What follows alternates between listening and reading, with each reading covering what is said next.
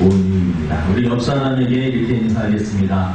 성령의 열매를 맺읍시다. 다시 한번 합니다. 성령의 열매를 맺읍시다. 성령의 열매, 오늘 온유입니다. 첫 번째 사랑이랑 합평 하나하나가 다 의미가 있는데, 특별히 오늘 이 온유에 대한 이 말씀을 잘 들으시고 저와 여러분들이 온유한, 예수님이 온유한 분이셨거든요. 저와 여러분들 예수님을 믿는 사람들은 예수님을 닮아가야 됩니다.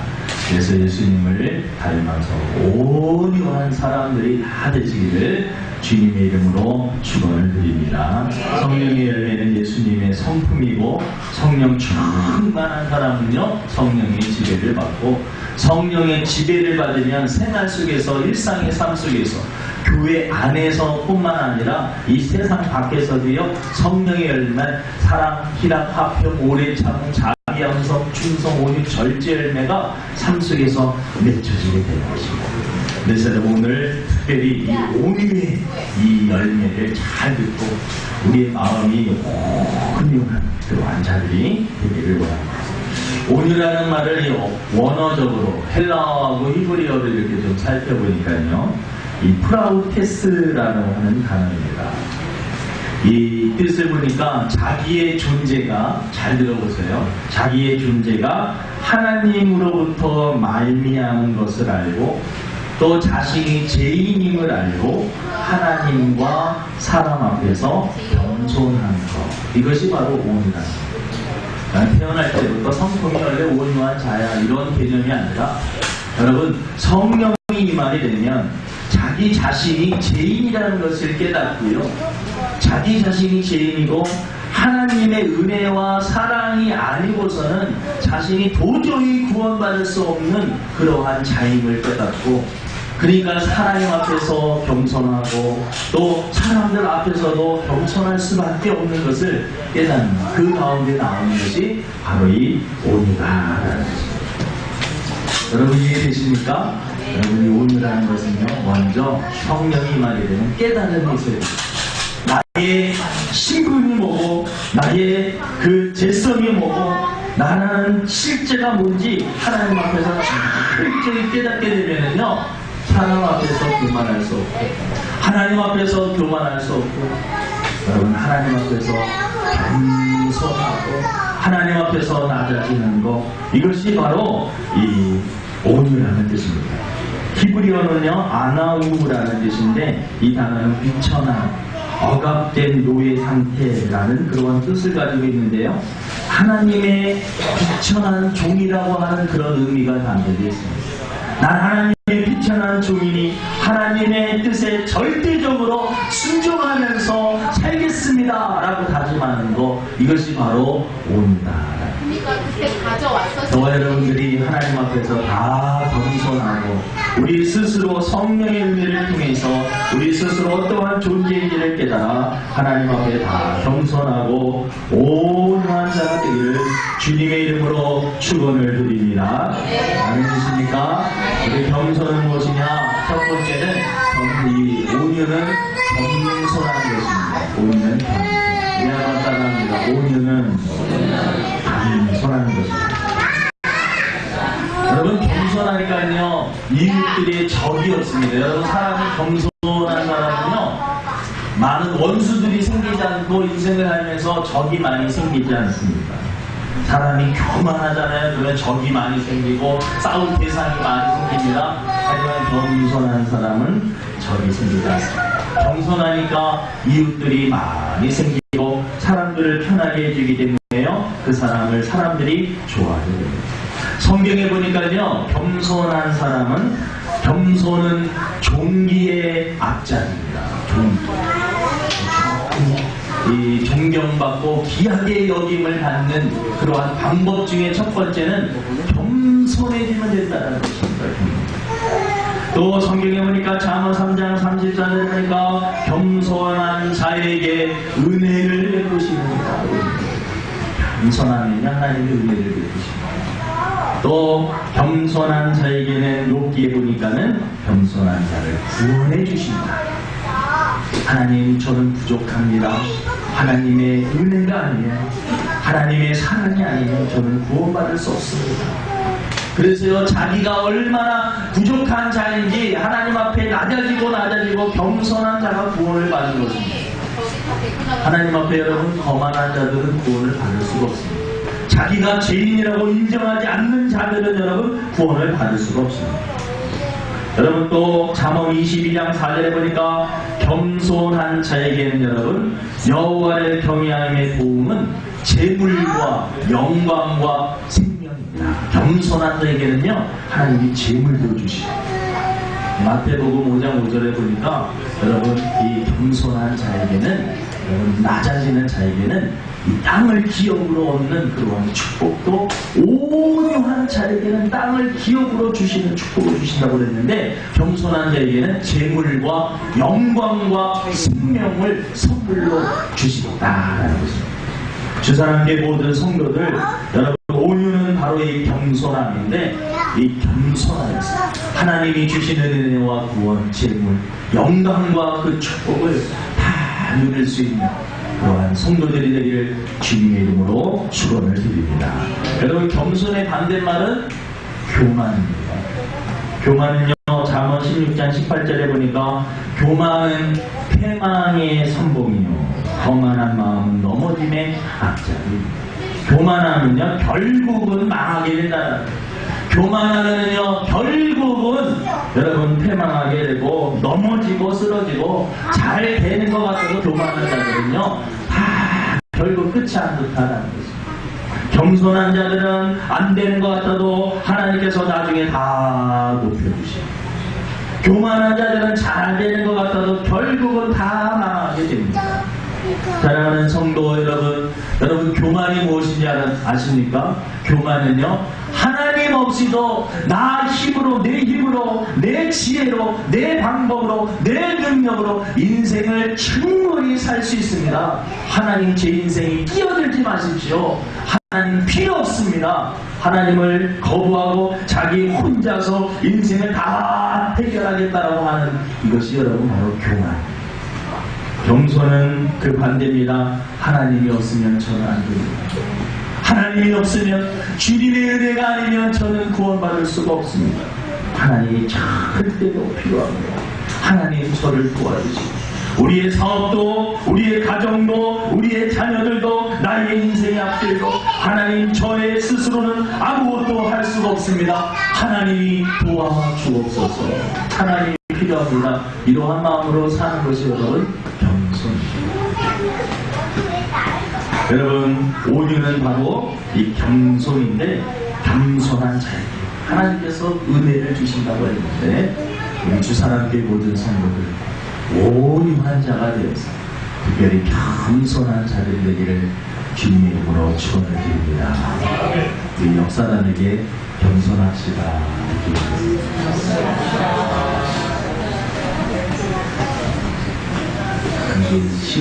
참 쉬운 말이기도 한데 상식에서 실천하기는 참 어려운 말입니다.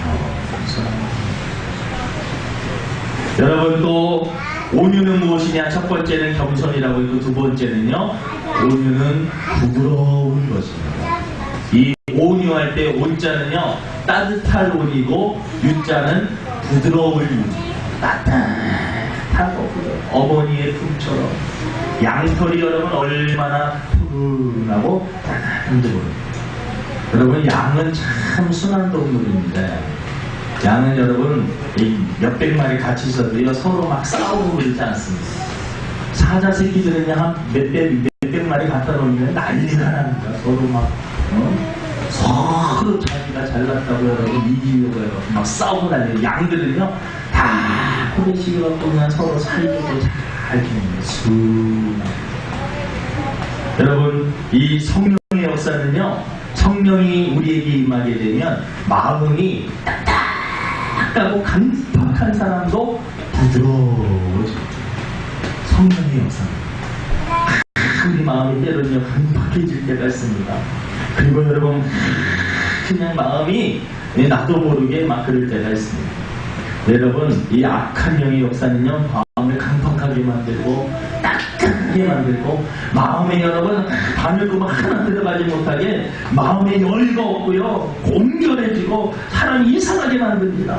근데 여러분 성령의 역사는 우리 마음을 부드럽게 에스겔의 36장 26절에 보니까 새 영을 너희에게 너희 속에 두고 새 마음을 너희에게 주되 새 영은요 성령입니다. 쉽게 말해서 성령이 우리 마음에 임하게 되면 너희 육신에서 굳은 마음을 제하고 딱딱하고 굳은 마음을 제하고 부드러운 마음을 줄 것이요. 그러니까 성령이 임하게 되면요 우리 마음이 딱딱한 마음이 아니라 부드러운 마음으로 바뀌게 된다. 가정에서도 아내에 대한 이해가, 남편에 대한 이해가, 자식에 대한 이해가, 남편만 생각하면 막 마음이 딱딱해지는 사람들이 있어요. 네, 자식들만 생각하면 막 마음이 딱딱해지는 사람들이 있어요. 근데 성령이 임하게 되면 부드러운 마음, 넓은 마음, 따뜻한 마음에 대해서 품어주게 된다. 아내도 품어주고, 남편도 품어주고, 자식도 품어주고, 교회도 마찬가지입니다. 마음이 딱딱해지면 누구 하나 받아들일 마음이었는데 마음 성령 쫙 부드러운 마음이 되고 부드럽고 따뜻하고 엄마의 품처럼 따뜻하고 포근한 그러한 마음으로 바뀌게 됩니다. 여러분 병에 걸리면 이 암이 여러분 뭐냐면 암덩어리는요 이 세포 조직을 들어가서 그 기관을 딱딱하게 만들어서 돌덩어리로 만들어버립니다. 간암이 걸리면요, 세포 하나하나를 병들면서 그 기능을 딱딱하게 만드는 거예요. 건강한 사람들은요, 장기들이 다 부드럽고 다 그렇습니다. 병들면은요, 딱딱해져요. 다 경직되고 딱딱하고 이런 모든 것들은요, 여러분 부드러울 때 모든 것들이 건강하고 부드러울 때 모든 것들이 생명력이 넘치는 거예요. 가정에서도 여러분 온유히 지시기를 주님의 이름으로 축원을 드립니다. 가정에서도 온유하고 교회에서도 온유하시고 일상의 삶 속에서도 조금 근데 여러분 내가 온유해져야지 라는 마음만을 가지고 안 되는 것이 바로 성령의 열매가 온유입니다. 원래 태어나기를요 좀 성품이 온유하게 태어나는 사람들도 있는데 그런 온유를 말하는 것이 아니라 여러분 내 성격이 아무리 그래도 성령이 임하게 되면은요 성령님께서 나를 바꾸어 주십니다. 목사님 모르시는 말씀하지 마세요. 저는 성격이 원래 조금 그래서요 절대로 성령님도 저의 성격을 못 고칩니다. 여러분 성령님의 능력을 무시하시면 안 돼요. 아무리 강팍해도요 하나님이 만져주시면 변화합니다. 여러분 모세가 여러분 어떤 사람이었냐면 자기의 그 민족 사람들을 욕하고 그런다고요. 한 사람 죽였던 사람. 모세가 얼마나 혈기가 많고 그 분노가 사람이 여러분 분노가 일어나가지고 막 싸울 때 여러분 막 살기가 도는 사람들이 있어요. 사람이 막 흥분해갖고요 누군가를 하나 탁 쳤는데 그 사람이 죽을 때가 있어요.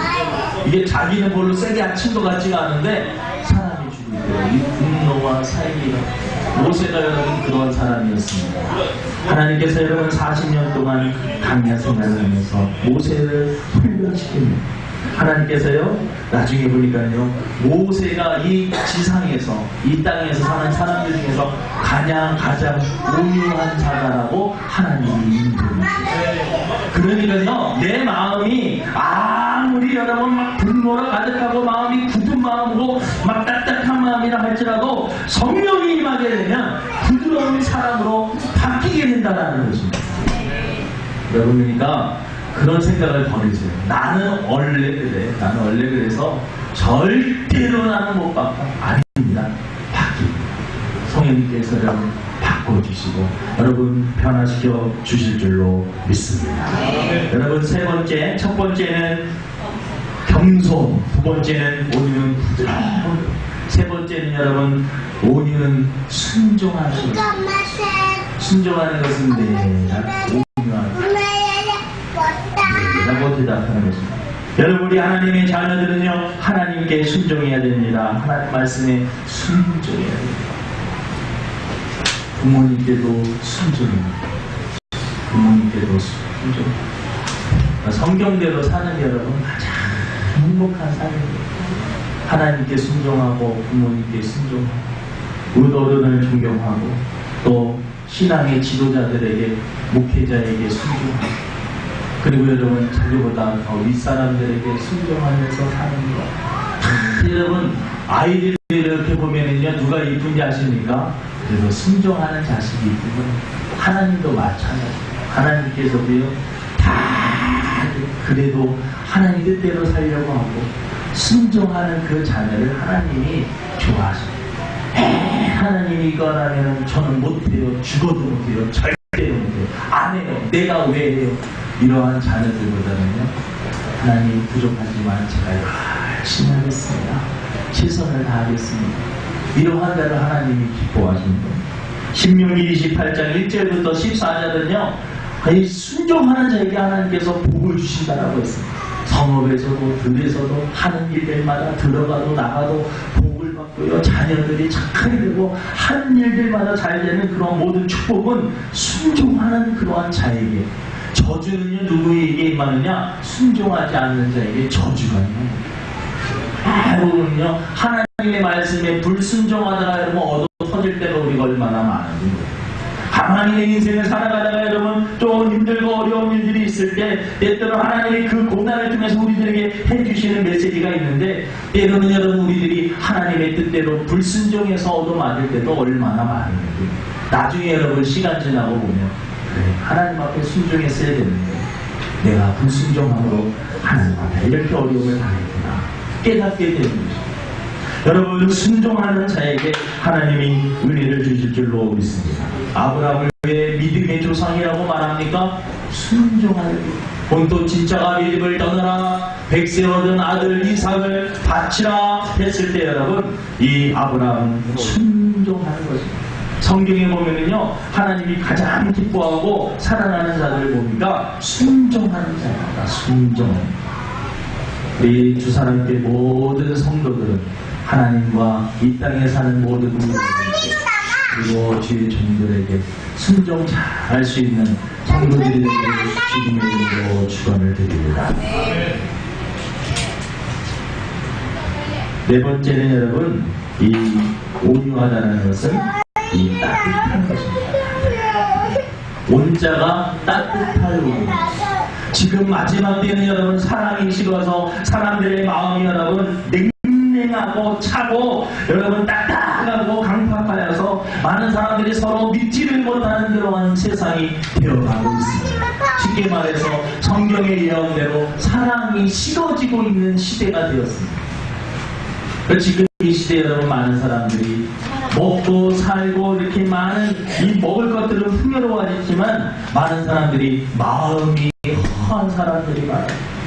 왜냐하면 믿고 의지하고 자기 마음을 두고 얘기할 수 있는 그러한 사람들을 찾기가 참 힘들기 때문에 알게 모르게 현대인들은 다 고독합니다.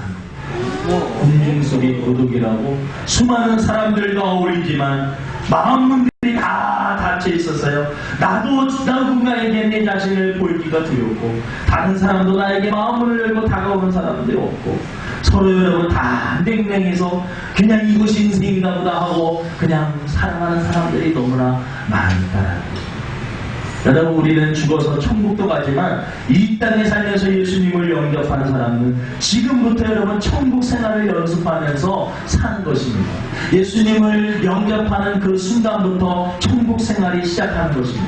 여러분 우리 마음이 따뜻한 사람이 되고 누군가를 이렇게 품어주고 누군가가 나에게 다가왔을 때 그 사람에게 참된 힘을 줄 수 있는 사람, 상대에게 위로를 주고 용기를 줄 수 있는 그러한 사람이 될 때 여러분 얼마나 여러분 힘이 되는지 모릅니다. 여러분 따뜻한 성경에 보면 여러분 바나바라고 하는 사람이 있습니다.